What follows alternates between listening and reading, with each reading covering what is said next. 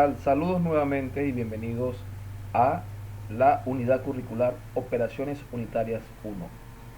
Hoy hablaremos lo relacionado con la primera ley de la termodinámica.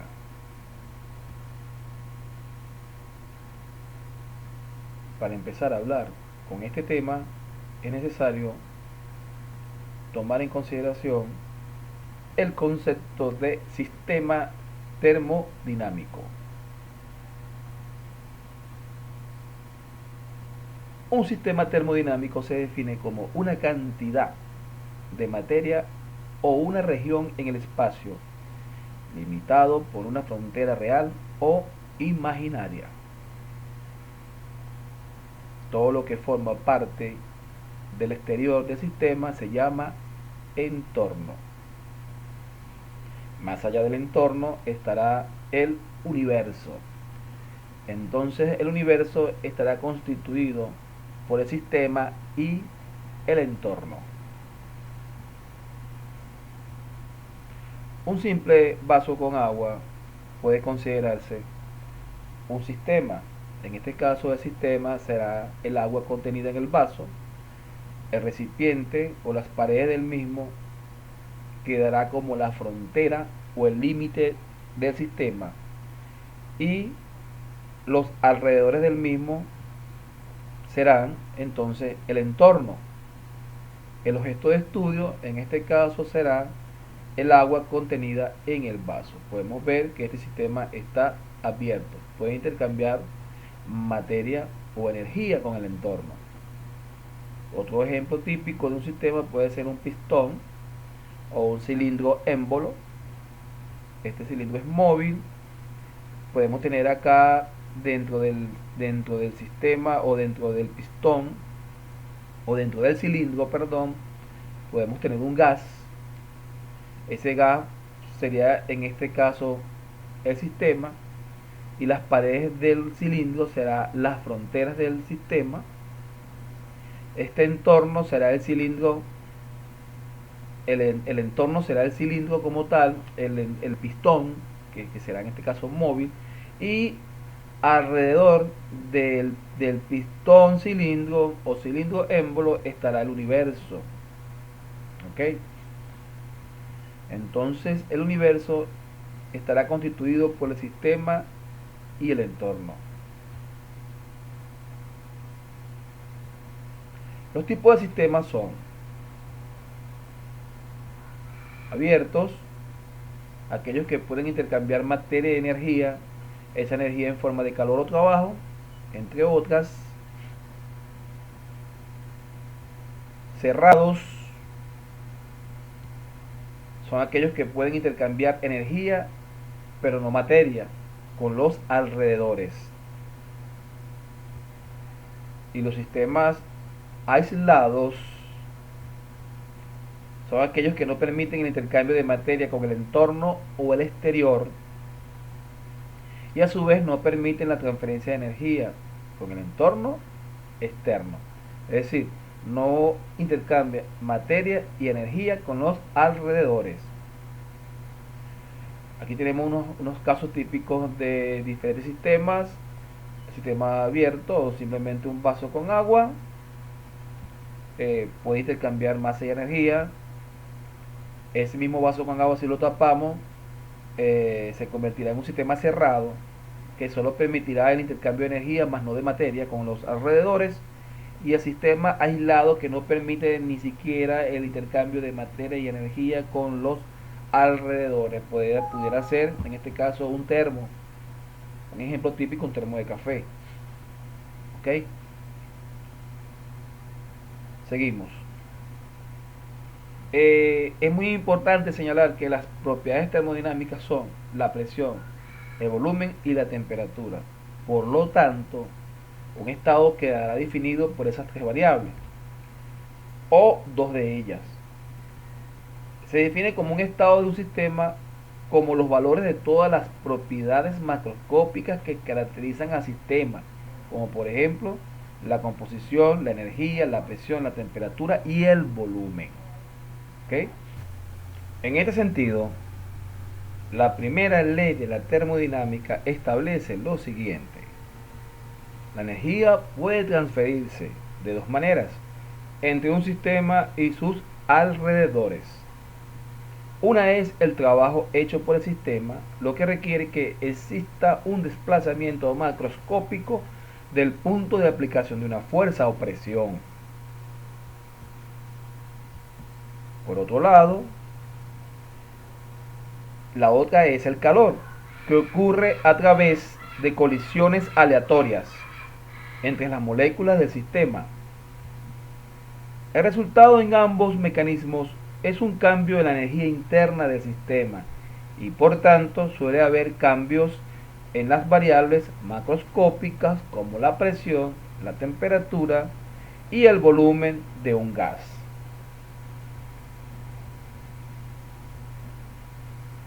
Esto nos conduce a la siguiente ecuación, es decir, que el enunciado de la primera ley de la termodinámica no es más aquella que establece que la energía no se crea ni se destruye, solo se transforma.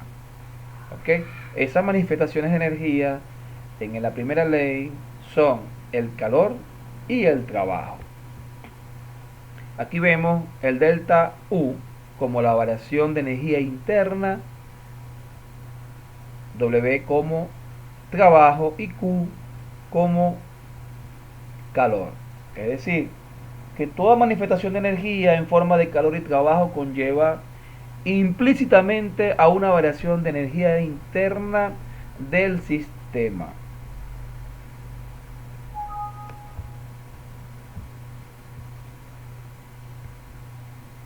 Ejemplos de típicos donde se puede aplicar la ley o esas manifestaciones de energía, vemos en el caso de el motor de un auto.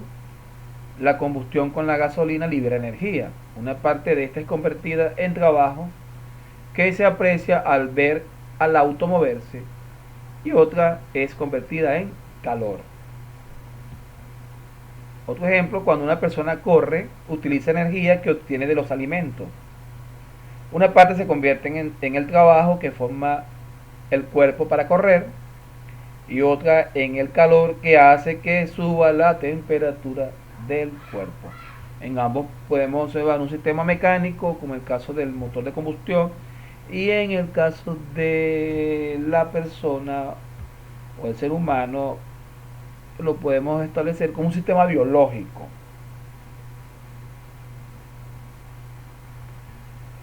Podemos definir entonces la energía interna como es toda aquella energía de un sistema que está asociada con sus componentes microscópicos, átomos y moléculas, cuando se visualiza desde un marco de referencia en reposo con respecto al objeto. Por otra parte, calor se define como la transferencia de energía a través de las fronteras de un sistema debido a diferencias de temperatura entre el sistema y sus alrededores. Por lo general, la transferencia de calor se lleva desde la temperatura más alta a la más baja. Seguidamente, trabajo se define como la cantidad de energía transferida de un sistema a otro mediante una fuerza cuando se produce un desplazamiento.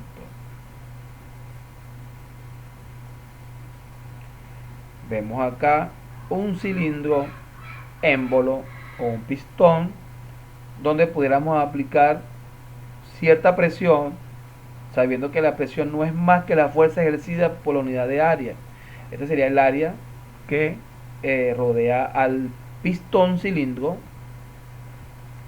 Cuando se ejerce una fuerza hacia el sistema, que en este caso será el gas contenido en el cilindro, que posee una presión y un volumen. Podemos observar para el caso de la expansión de un gas contenido dentro de un pistón o cilindro émbolo, es decir, un cilindro, un pistón, un émbolo móvil. Si aplicáramos cierta presión a un gas contenido en el cilindro, sabemos que el gas se considera el sistema, El sistema estará definido por la presión y el volumen. ¿Ok? Por la presión y el volumen. Al aplicar cierta presión hacia el sistema, y si en un momento dado quitamos o eliminamos cierta presión, el émbolo volverá a su estado inicial, de tal manera que se desplazaría hacia arriba, ocasionando un desplazamiento horizontal denominado dy o diferencial de y o de altura, lo que hace que exista un incremento en el volumen del mismo. A ese incremento del volumen lo vamos a llamar B más la diferencia de ese pequeño desplazamiento denominado dy, que en este caso vamos a denominar diferencial de B o diferencial del volumen. ¿Okay? Entonces en el estado inicial tenemos que aplicamos la presión al sistema y finalmente el cilindro o el pistón móvil se vuelve a su estado original debido a la expansión, lo que origina que exista un desplazamiento. El hecho de que exista un desplazamiento quiere decir que el sistema está realizando trabajo. Es decir, el sistema está realizando trabajo hacia los alrededores. Está originando que se desplace el pistón móvil. ¿Ok? Y como el desplazamiento de la distancia horizontal y, que origina una variación del volumen, está en sentido positivo, ¿ok? Podemos entonces decir lo siguiente. En el equilibrio, el gas ocupa un volumen B y ejerce una presión uniforme P sobre las paredes del cilindro y el émbolo. Si este tiene un área de sección transversal A, la fuerza ejercida por el gas sobre el émbolo es la presión multiplicada por el área.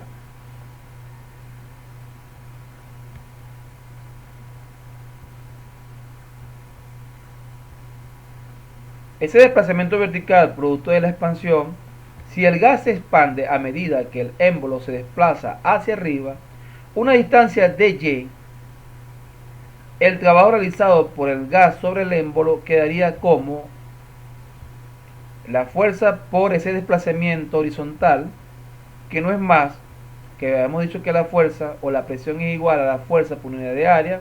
Si despejáramos entonces de ahí la fuerza, nos quedaría que presión por área por distancia de y o desplazamiento horizontal. Pero este valor de A por diferencial de y, puesto que A por diferencial de y es el incremento en el volumen del gas, es decir, diferencial de B, se puede expresar el trabajo hecho por el gas como la presión por la diferencia o por el diferencial de volumen, es decir, el trabajo realizado en este caso por el sistema hacia el entorno. En el caso típico del que vimos, el ejemplo cilindro émbolo, no es más que la presión multiplicada por la diferencia de volúmenes, es decir, el volumen desde el estado final y el estado inicial. En este sentido, nos conduce a lo siguiente. Como el gas se expande, el diferencial del volumen, es decir, dB, y el trabajo efectuado por el gas son positivos, debido a que hay un incremento en la variación del volumen. ¿Ok? Por lo tanto, entonces, en la expansión del gas, cuando el gas o el sistema realiza trabajo sobre el entorno, entonces ese trabajo es considerado positivo. ¿Okay? Caso contrario, si el gas se comprime, ocasiona obviamente una disminución del volumen, por lo tanto dB es negativo, lo que indica que el trabajo hecho por el gas es negativo. En este sentido, pasa lo contrario. En el caso de la compresión, no es el gas que realiza trabajo sobre el entorno, sino el entorno sobre el sistema. ¿Ok? Cuando el entorno realiza trabajo sobre el sistema, ocurre entonces o conlleva a que ese trabajo es negativo debido a que ese diferencial del volumen, o mejor dicho, el volumen disminuye debido a la compresión. Ok, muy importante aclarar estos dos términos, ya que nos lleva a lo siguiente. Si consideramos el sistema y sus alrededores y aplicando los criterios que vimos con anterioridad para el caso del ejemplo típico cilindro émbolo, sistema y alrededores, pudimos ver que expansión, en la expansión, el sistema realizaba trabajo sobre los alrededores, lo que ocasionaba un incremento del volumen. Por lo tanto, el trabajo se considera positivo debido a ese incremento del volumen producto de la expansión. Entonces vemos que el trabajo que abandona el sistema es positivo. Caso contrario, para la compresión vemos que en este caso son los alrededores quienes realizan trabajo sobre el sistema, lo que ocasiona una disminución del volumen. Por lo tanto, el trabajo se considera negativo en ese sentido.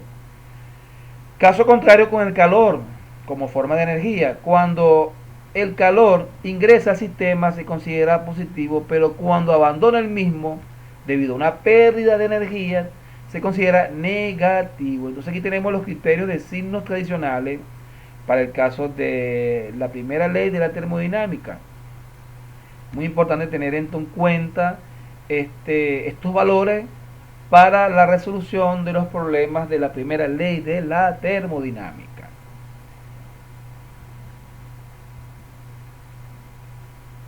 Otro caso importante de tomar en consideración son los tipos de procesos. Tenemos un proceso adiabático. Un proceso adiabático es aquel durante el cual no ingresa o sale energía del sistema por calor. Es decir, calor es igual a cero.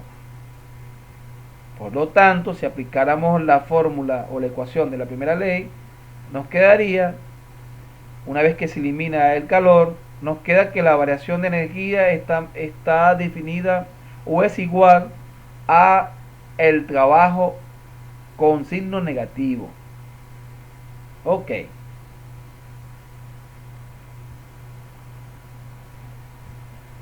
A partir de este resultado se ve que si un gas se expande adiabáticamente de tal manera que el valor del trabajo es positivo, como el caso anterior que vimos, entonces la variación de energía interna adquirirá un valor negativo. Por lo tanto, la temperatura del gas disminuye. ¿Qué quiere decir esto? Que cuando un gas se expande de manera adiabática, él se enfría. Mientras que en el caso de la compresión, pasa lo contrario. Cuando un gas se comprime, su temperatura aumenta. Aquí vemos que en el caso contrario el valor del trabajo es negativo, entonces la variación de energía interna es positiva. Por lo tanto, la temperatura del gas aumenta. Otro tipo de proceso es el isocórico o isovolumétrico. Es aquel que se realiza a volumen constante. El valor del trabajo realizado es cero, debido a que el volumen no varía o simplemente no existe desplazamiento macroscópico.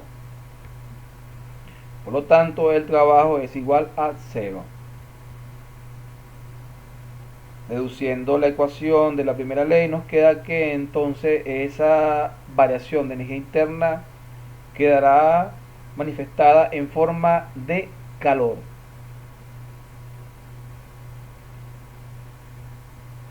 Por otro lado, un proceso isobárico es aquel que se realiza a presión constante Y en ese proceso isobárico, el trabajo se determina conociendo la presión por la diferencia de volúmenes entre el estado final e inicial.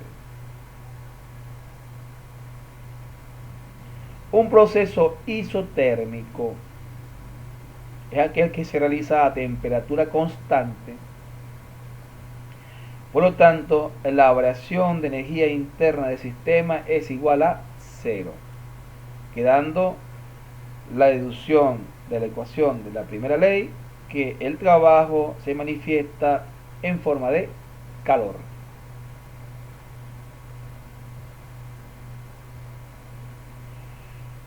Para iniciar con la aplicación de la primera ley de la termodinámica, tenemos el siguiente problema. Si tiene agua a 120 grados Celsius y 0,05 megapascal, ¿cuál será su estado y volumen específico?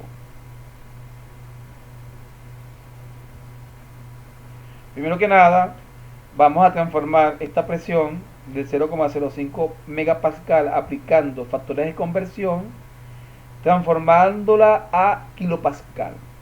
Si aplicamos factores de conversión, tenemos que un megapascal equivale a 10 a la 6 pascales y que un kilopascal equivale a 1000 pascal.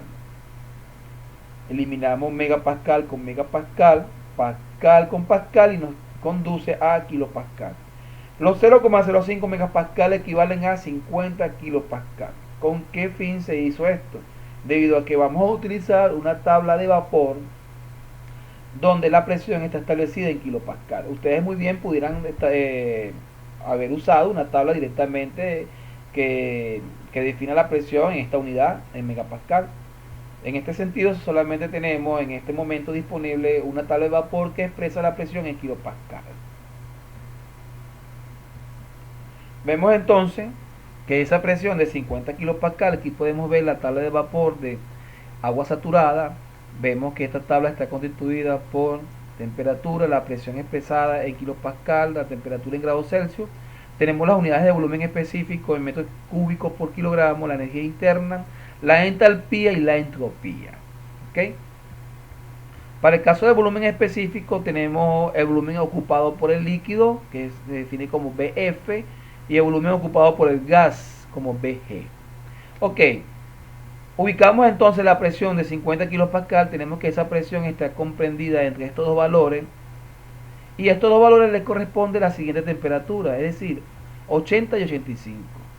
Por lo tanto, debemos interpolar entre estas coordenadas, ¿verdad? Estas coordenadas de temperatura y presión, para entonces hallar la temperatura que corresponde a 50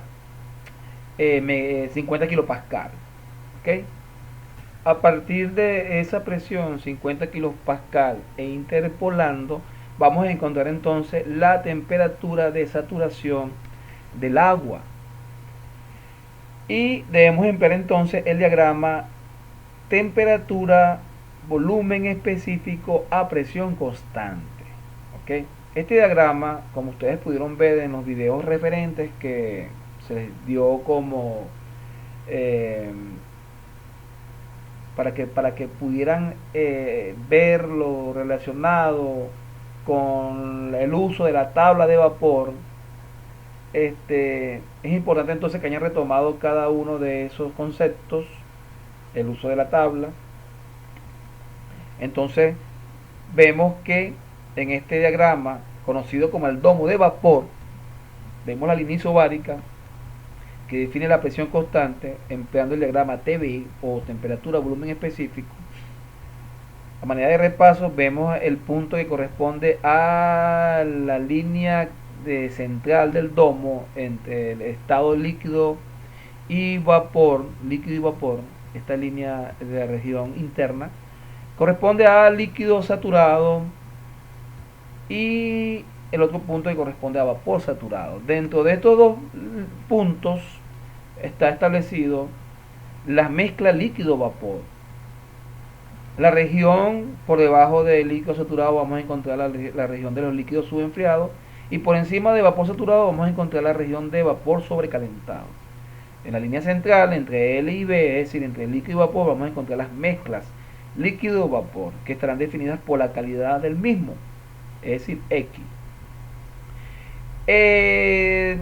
Esta línea central corresponde a la temperatura de saturación.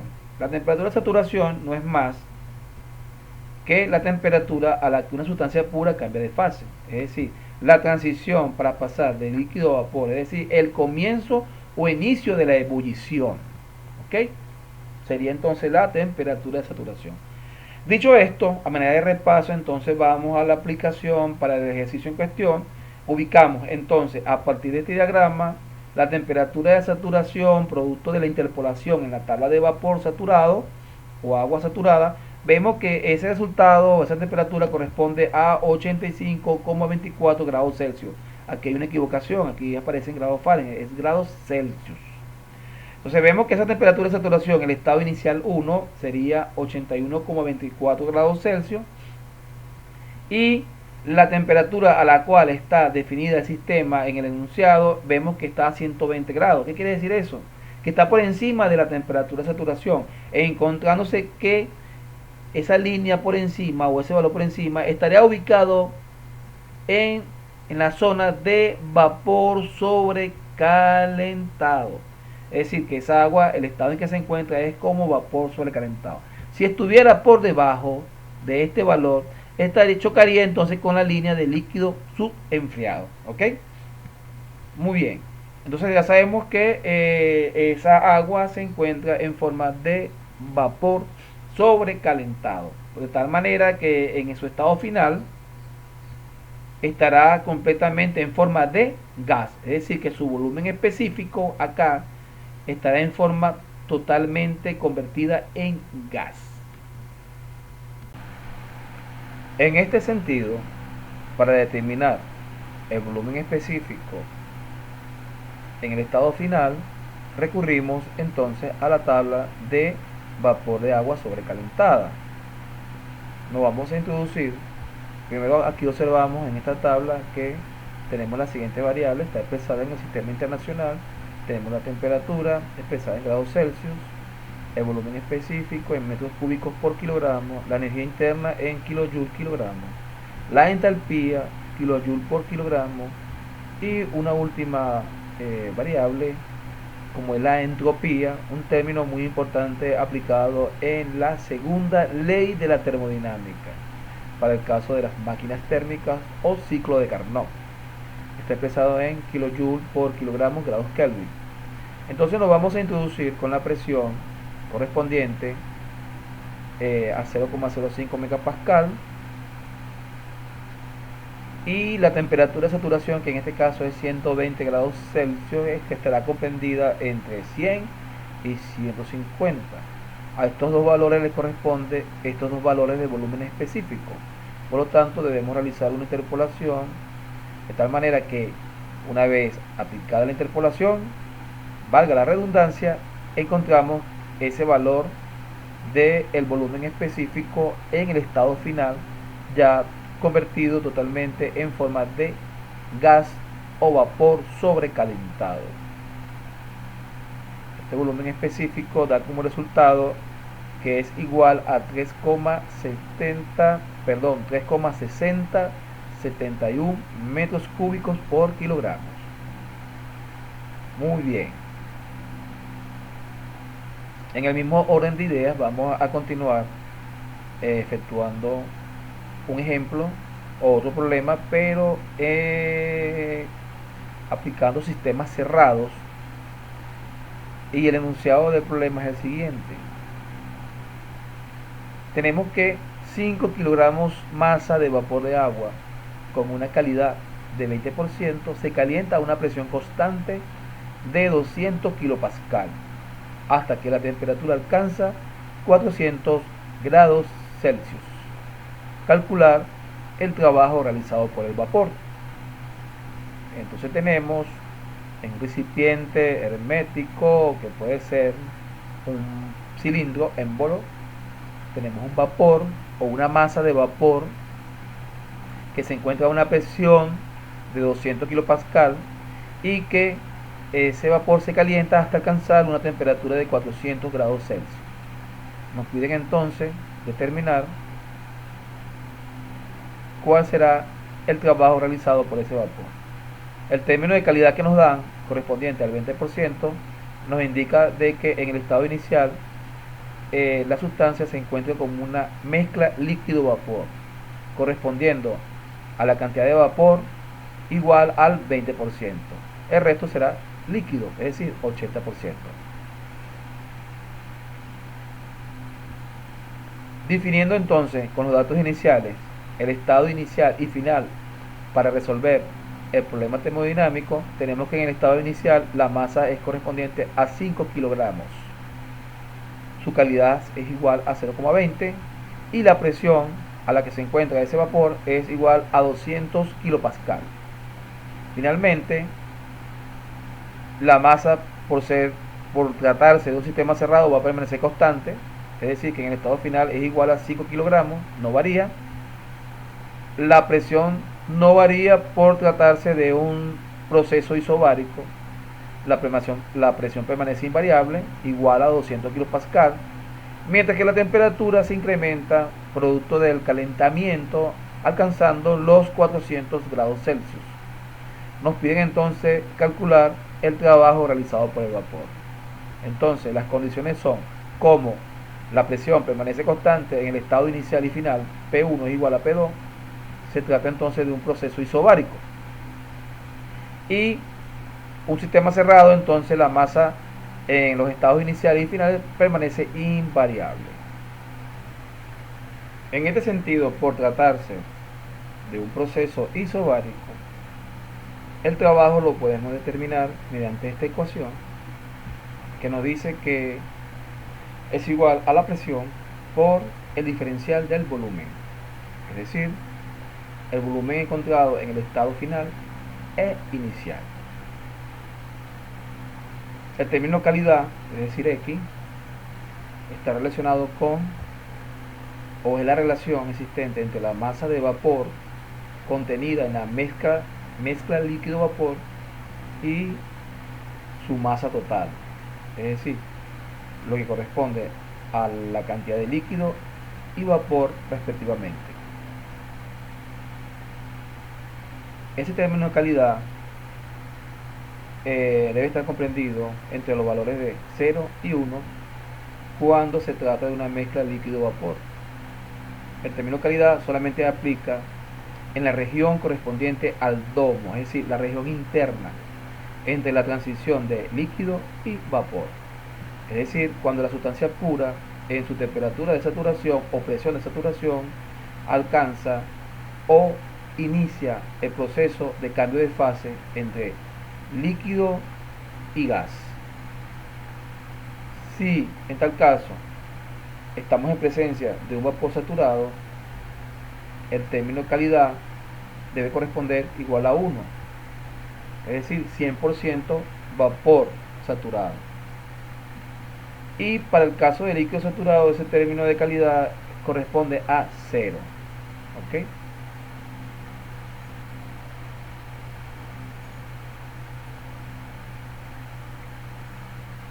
Para el caso de volumen específico, la ecuación relaciona el volumen ocupado por el líquido más la calidad multiplicada por la diferencia del volumen ocupado en el estado gaseoso y líquido. Estos volúmenes, tanto en el estado líquido y gas, lo vamos a encontrar en la tabla de vapor para el caso de las mezclas líquido-vapor. Entonces vemos acá que BF corresponde a volumen ocupado por el líquido y BG sería el volumen ocupado por el gas. Recordar que el término volumen específico es el inverso de la densidad. Por eso es que vemos que las unidades están expresadas en metros cúbicos por kilogramo, es decir, unidad de volumen por unidad de masa.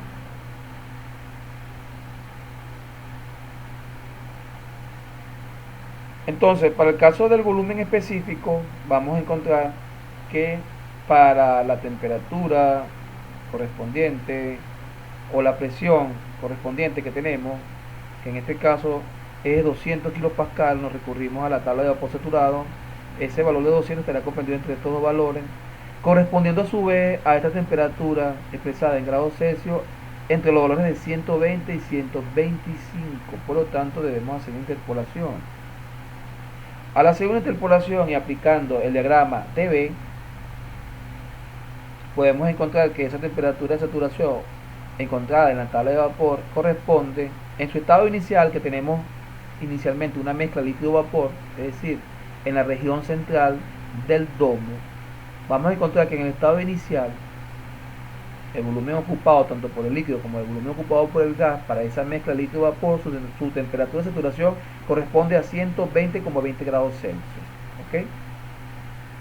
Cuando se calienta ese vapor hasta alcanzar los 400 grados Celsius, y siguiendo el esquema del diagrama TV, vemos que alcanza el estado de, en el estado final, es decir, en el punto 2, alcanzaría el estado de vapor sobrecalentado.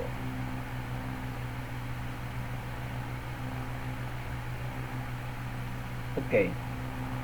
Ahora bien, tomando en cuenta la presión expresada en los 200 kilopascal y las temperaturas de saturación, podemos entonces encontrar el volumen ocupado por el líquido y el volumen ocupado por el gas. Aquí tenemos los dos valores, tanto para el volumen del líquido y el volumen del gas. Por lo tanto, debemos hacer una interpolación. Interpolando encontramos estos dos valores, que para tanto el líquido como el gas, los valores correspondientes son esos que vemos ahí en las diapositivas. Ok. Por supuesto, el volumen del gas es mayor que el ocupado por el líquido. A partir de estos dos valores encontrados en la tabla de vapor, tanto para el volumen específico del líquido y el gas, a la temperatura de saturación para la mezcla líquido-vapor en su estado inicial, entonces aplicamos la fórmula para hallar entonces el volumen específico en el estado inicial.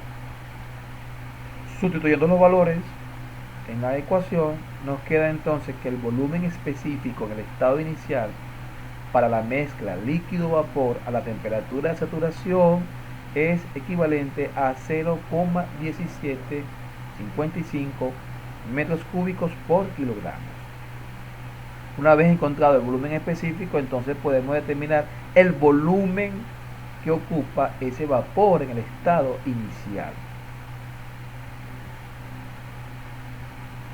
Entonces, el volumen en el estado inicial, sabiendo que el volumen específico es la relación volumen entre masa, despejamos entonces de ahí volumen 1 o volumen en el estado inicial, quedando que no es más que el producto del volumen específico por su masa en el estado inicial. Sustituyendo los valores, nos quedaría entonces que ese volumen ocupado por el vapor a la presión de 200 kilopascal, es decir, a la temperatura de saturación, que es equivalente a 120 grados Celsius, su volumen inicial es 0,88 metros cúbicos.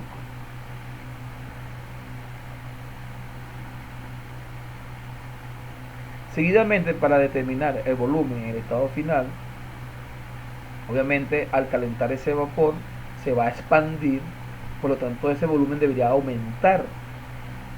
¿Qué tanto aumentaría? Bueno, entonces recurrimos a la tabla de vapor sobrecalentado a la presión de 200 kilopascal y a la temperatura de 400 grados Celsius. ¿Por qué la tabla de vapor sobrecalentado?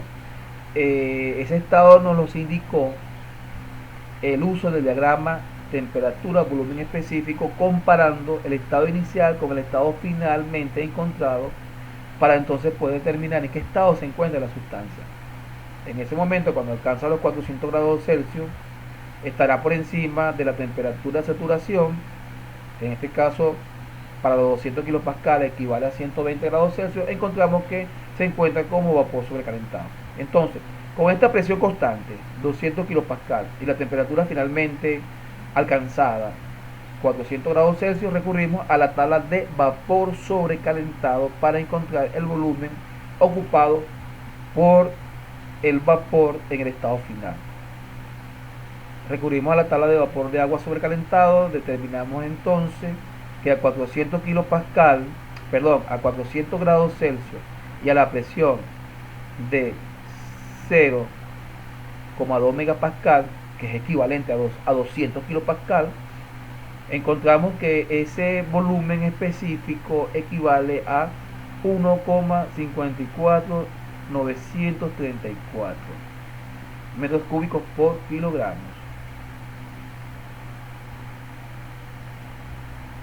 Entonces, el volumen del estado final, a partir de volumen específico, como en el caso anterior, despejamos volumen 2, nos quedaría que es el producto de volumen específico por su masa. Vemos entonces que ese volumen finalmente aumenta debido a la expansión del gas, y su valor es igual a 7,75 metros cúbicos. Una vez hallado entonces la diferencia de volúmenes y conocido la presión que permanece constante, podemos determinar entonces el valor del trabajo. Sustituyendo los valores, aquí es muy importante aclarar que en el Sistema Internacional de Medidas, el valor del trabajo que está expresado en kilopascal lo transformamos a pascal. Recuérdense que un kilopascal equivale a 1000 pascal. Entonces lo que hacemos es multiplicar los 200 kilopascal, para llevarlo a pascal lo multiplicamos por 1000. Entonces tenemos que ese valor de la presión es 2000 pascal. Esos 2000 pascal multiplicados por la diferencia de volúmenes que está expresado en metros cúbicos nos conduce a lo siguiente. Recordar que un pascal equivale a un newton por metro cuadrado. Al multiplicar este valor por metro cúbico, eliminamos metro cuadrado con 2 metros, quedando entonces que el resultado de la simplificación de esas unidades nos quedaría que equivale a 175.992,25 newton por metro. Newton por metro es equivalente a la unidad de energía expresada en joule. De igual manera pudimos haber utilizado, en vez de 200.000 pascal, hubiésemos usado 200 kilopascal. Entonces, si hubiésemos usado la unidad de kilopascal, este resultado no hubiese sido en joule, sino en kilojoule, porque aquí nos quedaría kilonewton por metro cuadrado.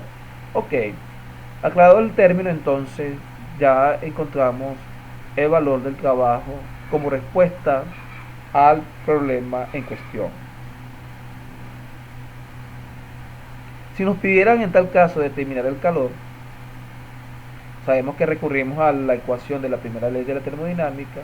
Simple y llanamente despejamos de esa ecuación el calor, quedando entonces que es igual al trabajo menos la variación de energía interna.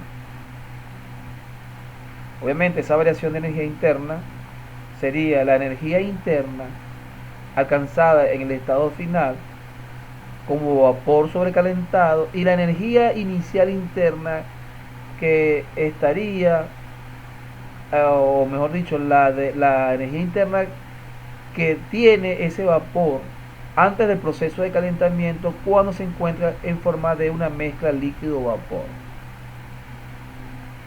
Por lo tanto, entonces, para determinar el calor es necesario determinar la energía interna en el estado inicial cuando se encuentra como una mezcla líquido-vapor a partir de la calidad, de manera similar como lo hicimos con el volumen específico. Aplicamos esta fórmula de energía interna.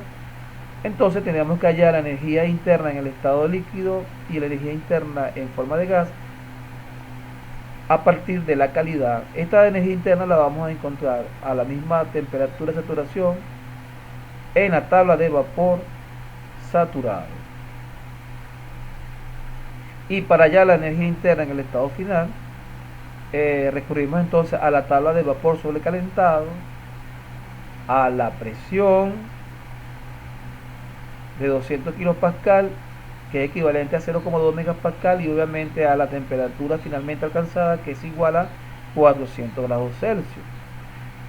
Entonces esa energía la vamos a encontrar en forma totalmente de gas, ya que la sustancia en el estado final se convierte totalmente en gas en forma de vapor sobrecalentado. Y una vez encontradas esas energías internas, tanto en el estado final como inicial, podemos entonces determinar la energía específica. Y esa energía específica, si la multiplicamos por la masa, podemos entonces determinar la energía o la variación de energía interna, para entonces poder determinar el calor absorbido por el vapor en el momento que comienza o alcanza el estado de vapor sobrecalentado. Esa energía requerida para pasar de la mezcla líquido-vapor hasta alcanzar el estado final como vapor sobrecalentado.